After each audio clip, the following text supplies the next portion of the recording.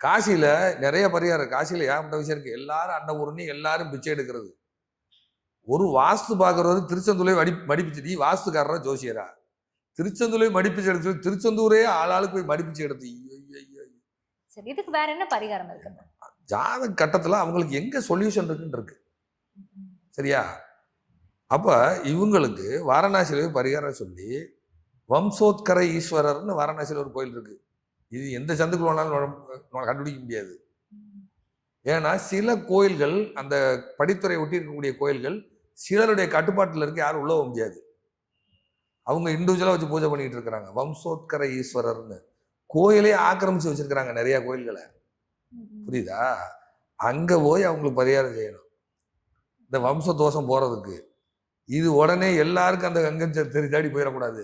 அந்த ஜாதகத்துக்கு அங்க ஒரு ஜாதகத்துக்கும் வம்ச தோஷத்துக்கு எந்த லொகேஷன்ல பண்ணணும்னு இருக்கு.